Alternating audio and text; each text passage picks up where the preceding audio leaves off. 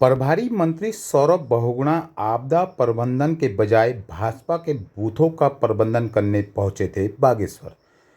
बागेश्वर के पूर्व जिला पंचायत अध्यक्ष हरीश ऐठानी ने पत्रकार वार्ता करते हुए सरकार पर आरोप लगाते हुए कहा कि प्रभारी मंत्री आपदा की बैठक लेते हैं, लेकिन उसमें केवल भाजपा नेता मौजूद रहते हैं, जबकि आपदा की बैठक में चुने हुए पूर्व प्रतिनिधियों को बुलाया जाना चाहिए था। उन्होंने कहा कि आपदा की बैठक में आपदा के प्रबंधन नहीं, बल्कि भाजपा के बूथों का प्रबंधन किया जा रहा था।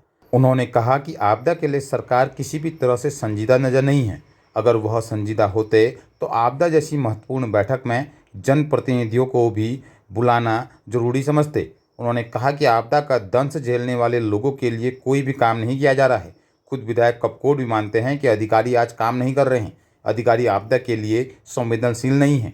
पूर्व जिला पंचायत अध्यक्ष हरीश ऐठानी ने बताया कि आपदा से जिले के कपकोट में सबसे अधिक मकान क्षतिग्रस्त हैं। सड़कें जगह जगह बाधित हैं, लेकिन उन तक आपदा राहत सहायता राशि नहीं दी गई है। जबकि कई बैठक होती है तो आपदा के प्रभावित लोगों की समस्या की जगह खुद की समस्या पर चर्चा होती है। उन आपदा प्रभावित लोगों के लिए आज कोई काम नहीं हो रहा है। प्रभारी मंत्री बैठक करते हैं, लेकिन आपदा प्रभावित जगहों का दौरा नहीं करते हैं। केवल टेबल टॉक तक ही उनकी बैठक रह गई है। कपकोट क्षेत्र आपदा से पूरी तरह टूटा हुआ है। मकान लगातार क्षतिग्रस्त हो रहे हैं, लेकिन सरकार सभी की उपेक्षा कर रही है। कपकोट क्षेत्र के संक्यूड़ा में 4, पोथिग में 1, चचई में 1, ऐठान में 1, कपकोट में 2, उनिया में 1, ओलिया गांव में 2, सिमकुना में 2 मकान क्षतिग्रस्त हो चुके हैं। उन तक पहुंचने की कोशिश भी नहीं कर रहा है प्रशासन।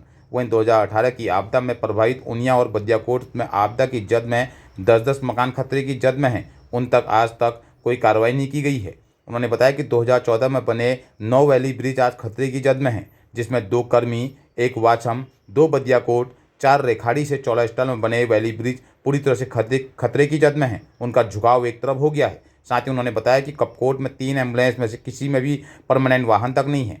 उप जिलाधिकारी कार्यालय हो, तहसील हो या ब्लॉक हो, सभी प्रभारी के भरोसे चल रहे हैं। वहीं साथ ही उन्होंने बताया कि धर्मगढ़ माचखेत सड़क आज लोगों के द्वारा वैली ऑफ डेथ के नाम से जाना जा रहा है। हर कोई सड़क से गुजरने में डर रहा है। शासन प्रशासन से कहते कहते ग्रामीण थक चुके हैं, लेकिन आज तक उनकी किसी ने नहीं सुनी है। ये जो सबसे बड़ा मुद्दा है कि आपदा में मानकों को लेकर मैंने कहा आज भी कि पूरे भारतवर्ष के हिमालयी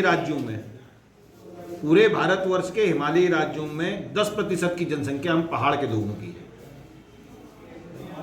पहाड़ के लोगों की जनसंख्या 10% है और योजनाएं बनाई जाती हैं आपदा में, चाहे एनडीआरएफ के उसमें हो, वो 90% लोगों के हिसाब से। तो जिस कठिन परिस्थिति में हम लोग हैं, इन आपदा सब लोग जितने भी, मैंने कहा प्रभारी मंत्री जी आए 2 दिवसीय दौरे पर, एक भी आपदाग्रस्त क्षेत्र को, ये सरयू पुल जो अंग्रेजों का बनाया हुआ था उसको देखने के अलावा कहीं पर नहीं गए। वो बूथों की आपदा पे ठीक करने में रह गए। जो बूथों में आपदा आने वाली है उन बूथों में देखने में रह गए।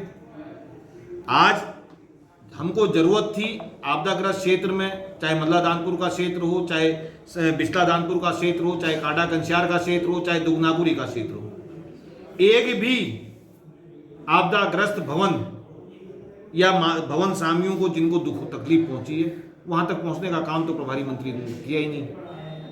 तो कैसे माने इन चीजों को कि ये आपदा के लिए बैठक थी।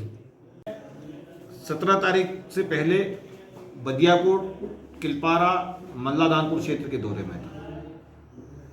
उसके बाद मैं नगर क्षेत्र के दौरे में था। जब सत्ता पक्ष के विधायक जो एक बड़ा औहदा रखते हैं, एक बड़ी पहुंच रखते हैं, वो प्रभारी मंत्री के सामने कहते हैं कि कोई सुनने वाला नहीं है, कोई देखने वाला नहीं है, तो इस दौर से समझा जाए कि मैंने आज कहा भी है कि 15 सितंबर से मैं गांव-गांव, 15 सितंबर तक मैं गांव-गांव, घर-घर जाकर लोगों से मिलूंगा, उनके आपदाओं का जायजा लूंगा और किस सन से आपदा उनके वहां है, उनके गधेरों में, उनके खेतों में, उनके मकानों में, उनके आंगनों में, उनके विद्यालयों में, उनके नहरों में, उनके गुलों में जो आपदाएं हैं उनका आकलन करेंगे।